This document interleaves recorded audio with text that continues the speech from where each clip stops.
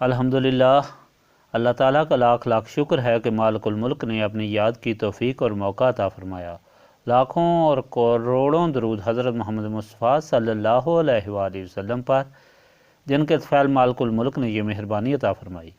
سامعین کرام، اللہ تعالیٰ نے قرآن پاک میں ارشاد فرمایا، اعوذ باللہ من الشیطان الرجیم، بسم اللہ الرحمن الرحیم۔ بے شک جو لوگ پیٹ پھیر گئے تھے تم سے جس دن مقابلہ کو نکلے تھے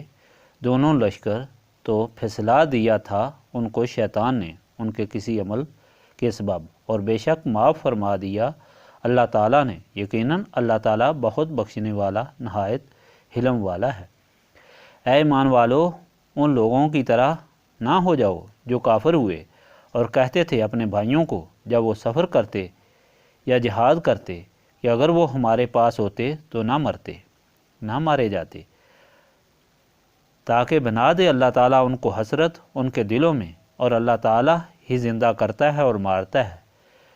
اور اللہ تعالیٰ جو کچھ تم کرتے ہو اسے خوب دیکھ رہا ہے۔ اور اگر واقعی تم قتل کیے جاؤ راہ خدا میں یا تم مر جاؤ تو اللہ تعالیٰ کی رحمت اور بخشش بہت بہتر ہے اس سے جو وہ جمع کرتے ہیں، اور اگر تم مر گئے یا مارے گئے تو اللہ تعالیٰ کے حضور جمع کیے جاؤ گے۔ پچھلی مرتبہ آپ نے اللہ تعالیٰ کا فرمان سنا تھا کہ جب اطاعت رسول صلی اللہ علیہ وآلہ وسلم میں لغزش آنے سے اہل ایمان پر مصیبت نازل ہوئی اور ان کو شکست ہوئی اور غم کی انتہا ہو گئی، مال بھی سارا ضائع ہوا، کثیر اصحاب شہید ہوئے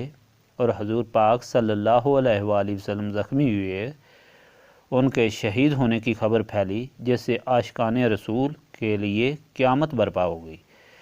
اور حضور پاک صلی اللہ علیہ وآلہ وسلم کے بلانے پر شمع محمدی کے پروانے جمع ہو گئے اور اپنی جانوں کے نذرانے اپنے آقا کے سامنے اس طرح پیش کیے کہ تاریخ میں بے مثال ثابت ہوئے اور قیامت تک بے مثال رہیں گے۔ لیکن ایسے موقع پر منافقین کے دلوں کا حال بھی ظاہر ہوا، جو جانوں کو بچانے کے لیے ادھر ادھر بھاگ رہے تھے اور اللہ تعالیٰ اور اس کے رسول صلی اللہ علیہ وآلہ وسلم کے شکوے کر رہے تھے۔ ایسی حالت میں اللہ تعالیٰ نے فرمایا دونوں کو مخاطب کر کے کہ اب اللہ تعالیٰ کے رسول صلی اللہ علیہ وآلہ وسلم پر قربان ہونے والوں، یہ مصیبت اور غم پر غم آنے کی وجہ تمہیں بڑی سے بڑی مصیبت کے لیے تیار کرنا تھا، اور تمہارے درجات ایسے بلند کر دینے تھے کہ رہتی دنیا کے لیے روشنی کے مینار بن جائیں، کیونکہ یہ نسبت رسولی کی آزمائش بھی تھی اور تمہارے قلوب کی صفائی بھی تھی۔ اور اے منافقو، تمہارے دل کی حالت بھی ظاہر ہو گئی، تمہیں اللہ تعالیٰ کے رسول صلی اللہ علیہ وآلہ وسلم اور اسلام سے محبت اور نسبت نہیں، بلکہ اپنے جانوں کی فکر ہے اور لالچ ہے۔ تمہارا یہ خیال باطل ہے کہ اگر تم میدان میں نہ آتے تو نہ مارے جاتے، اگر تقدیر میں تمہارا مارا جانا لکھا گیا تھا تو ضرور ایسا ہی ہوتا، تم دنیا میں بھی گھاٹے میں رہے اور آخرت میں بھی گھاٹے میں رہو گے، یہ اس لیے کہ تم نے بجائے اطاعت رسول صلی اللہ علیہ وآلہ وسلم کے نافرمانی کا ارتکاب کیا، اور یہ اس وجہ سے کہ تمہیں نسبت رسولی صلی اللہ علیہ وآلہ وسلم حاصل ہی نہ تھی، اور جن کو نسبت رسولی صلی اللہ علیہ وآلہ وسلم حاصل تھی انہوں نے اطاعت رسول صلی اللہ علیہ وآلہ وسلم میں زندگیاں قربان کر دیں اور اللہ تعالیٰ کا بھروسہ نہ چھوڑا۔ غرض احد کی جنگ کی یہ حالت عجیب تھی جس کو اللہ تعالیٰ نے اپنے فرمان میں بیان کر کے اللہ تعالیٰ کے رسول صلی اللہ علیہ وآلہ وسلم کے غلاموں کے لیے ہدایت بنا دیا۔ اب جو فرمان الہی آپ کو سنایا ہے وہ بھی ہدایت ہے اور اسی حالت کے بیان کی شکل میں ہے جس طرح پہلے بیان ہوا کہ لوگ افراتفری میں بھاگے اور کچھ پتہ نہ تھا کہ کون کدھر جا رہا ہے۔ ایسی حالت میں مسلمان بھی سخت پریشان اور حیران تھے، جس طرح کہ حضرت حذیفہ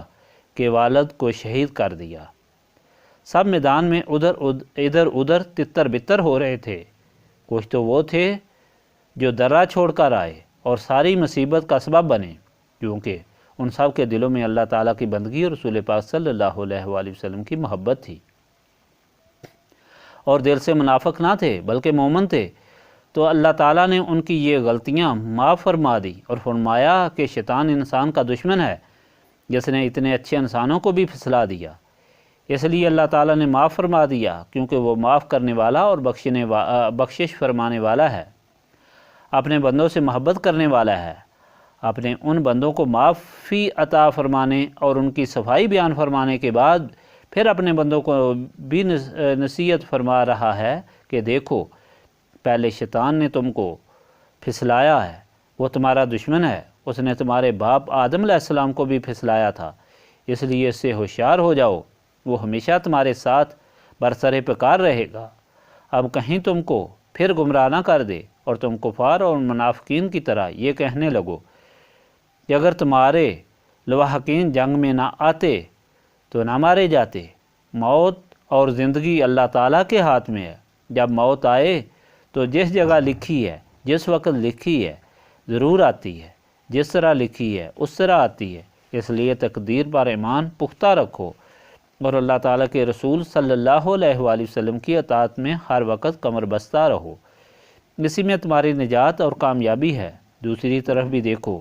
اگر تم اللہ تعالیٰ کے راستے میں مر جاؤ یا مارے جاؤ تو وہ منافقانہ جینے سے کہیں بہتر ہے۔ دنیا تو حسرت ہے، اول تو اس کے پیچھے بھاگتے ہوئے ہی زندگی گزر جاتی ہے، اور اگر یہ مل بھی جائے تو حسرت اور